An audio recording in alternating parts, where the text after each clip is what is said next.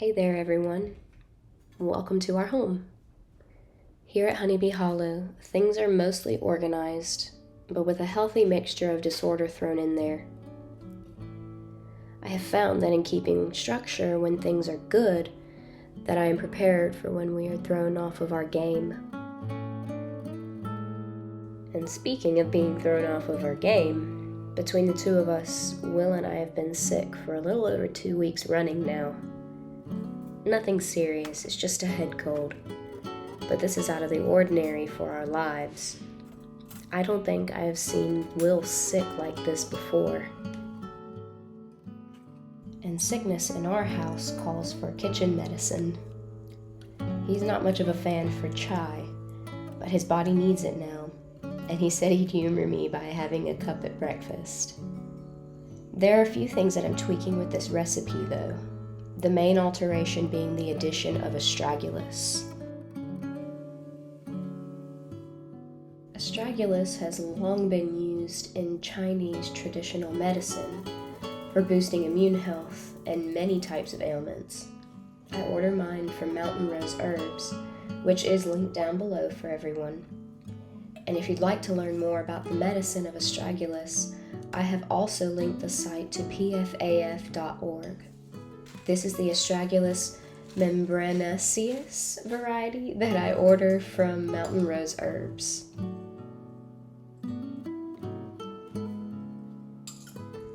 This blend of chai that I'm concocting contains astragalus, cinnamon, allspice, turmeric, ginger, cloves, fennel seed, and black pepper.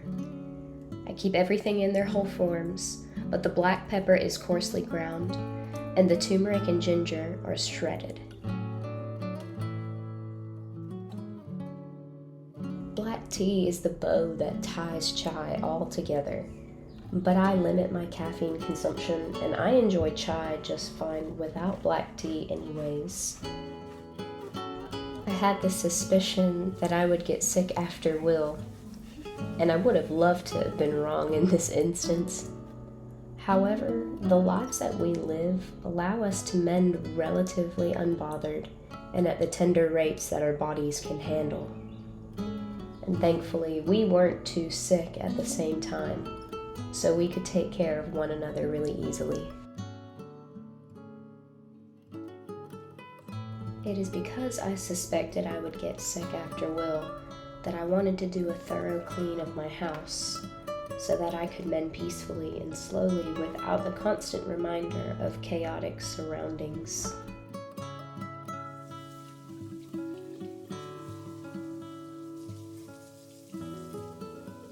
But breakfast and chai and getting the kitchen in order are first on my list.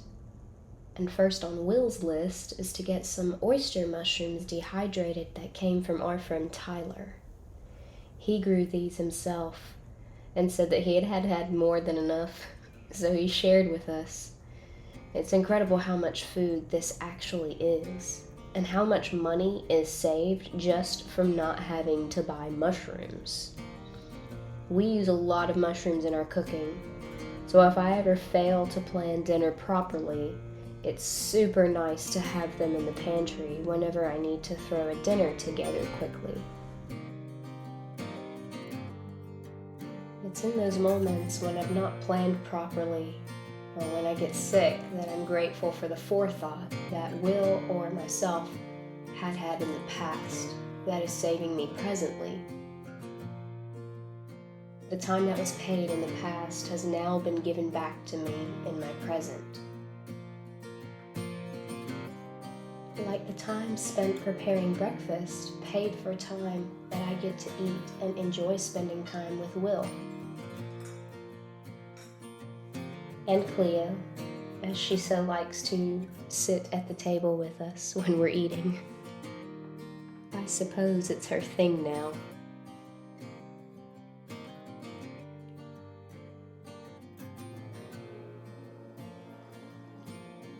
How's the tea, lovey? No, I don't love chai tea. But it's good for you.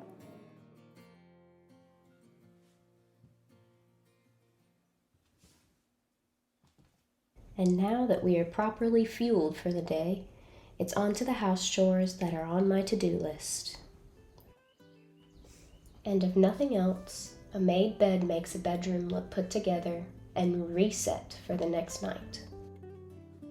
I guess what I really mean to say is that a made bed makes me feel like I have it together. And the same can be said for my home. And as I slowly ease through and begin to set my space up so I can clean it, I am slowly beginning to feel more and more at peace. Having 3 animals that spend a lot of time outside as well as inside means that our space needs constant resetting. They bring us so much joy that it's never a burden, but it does start to get to me when I can tell that I haven't tended to our space in a while. These couch covers keep our couches clean, and it feels that much cleaner once they've been washed.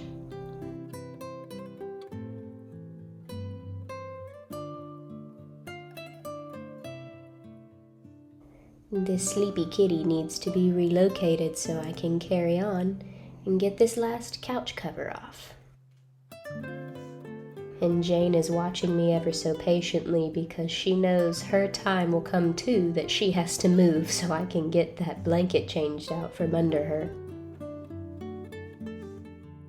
I can tell when I need to tidy up and clean our space because my mind starts to feel untidy. I start to feel messy and disorganized. I crave structure around me because it's easier to pull from an orderly inventory than one where nothing has a sense of place. The time I spend cleaning is my exchange for being able to spend time at peace in my home.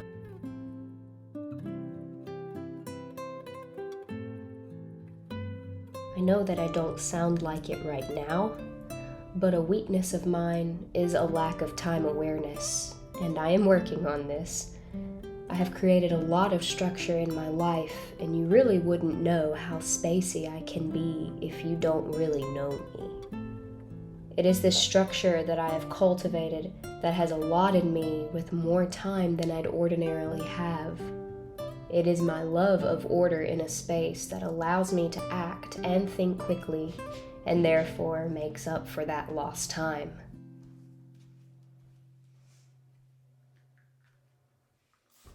Just a side note, in case anyone was wondering, this is a mixture of vinegar and distilled water that I'm spraying on my table.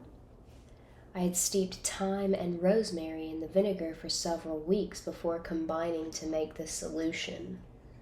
These herbs have natural antimicrobial properties, and they make gentle and non-toxic cleaning products. And it also makes your house smell lovely in the process. But back to the original topic at hand. The other day, I found myself in deep regard for the time that I have.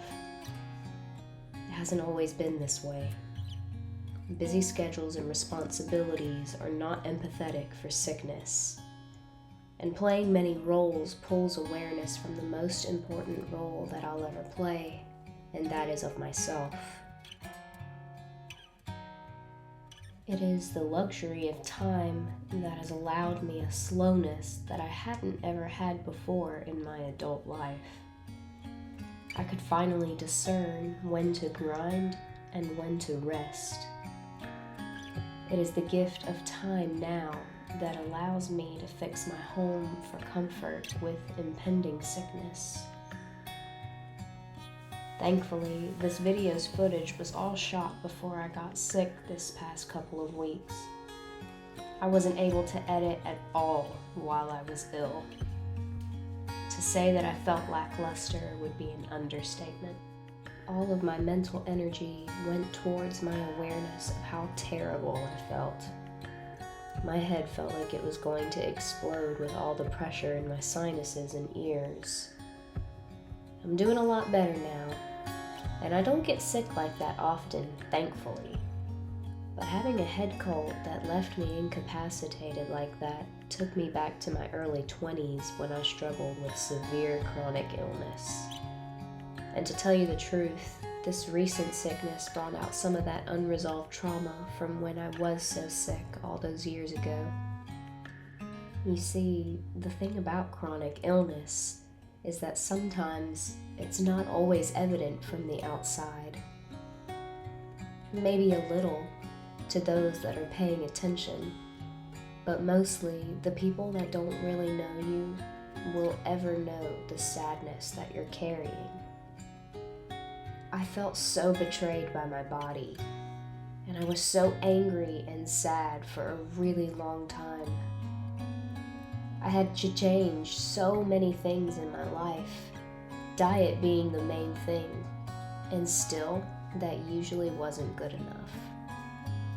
I had to learn to be open to doing life a way I hadn't always done it before. But first, I needed time. Time for healing, and time for being able to listen to my body. It was time that finally allowed me to hear my body screaming for help, and even still today, I am learning the language of my physiology. It was when I started healing that I realized that it wasn't my body betraying me after all. It was me that was betraying myself. We are all so different in our physiologies, and when I finally aligned with this truth, that was when things got better. I had listened to so many different health experts and doctors on my condition. It was only once the fog of illness was lifted that it dawned on me that none of them would ever know my body as well as I knew it.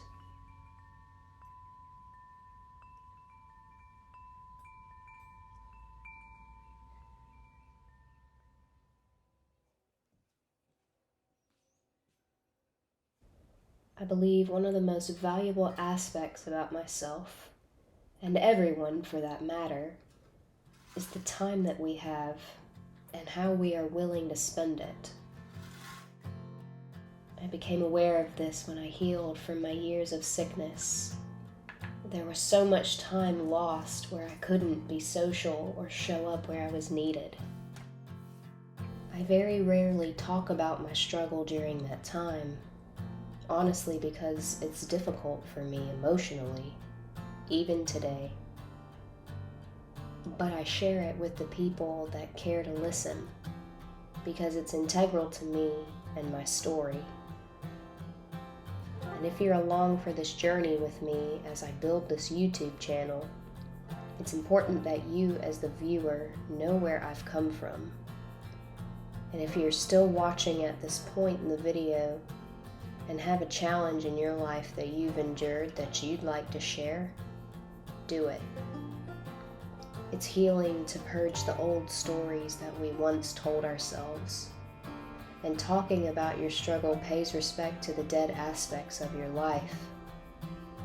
You can type it out in the comments or even send it to my email for discretion. And know that I will read every single one of your stories because they matter. Like the human body screaming when it's desperate to be heard, our stories are begging to be told. It's our experiences that make certain moments in time pertinent to the general story of our lives. Time spent where something was learned is worth sharing, and oftentimes is the most painful moments in our lives that hold the greatest truth, the story of perseverance. Just because we survived a struggle doesn't void the struggle and make it inconsequential. The story of what happened during difficult times in our lives will reverberate off the walls of our vessel until we let it out and give it space to run its course.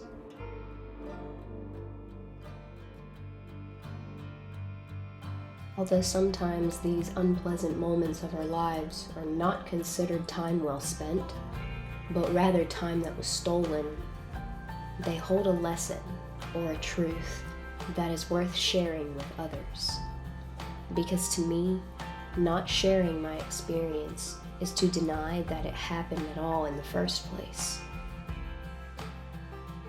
Although some of my time was stolen from me during my sickness, it is the lessons I've learned during that time that have taught me to take time to make time.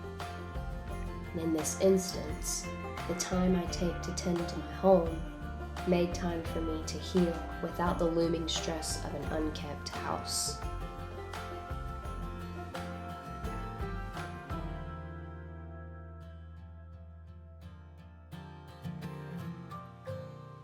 So, the question stands, what are ways you'd be willing to give yourself more time? And more importantly, what would you do with the gift of more time? Because time is not a birthright. It's a hard-earned commodity. Time is a form of currency, and how we choose to spend it in the present dictates what we will receive for it in the future.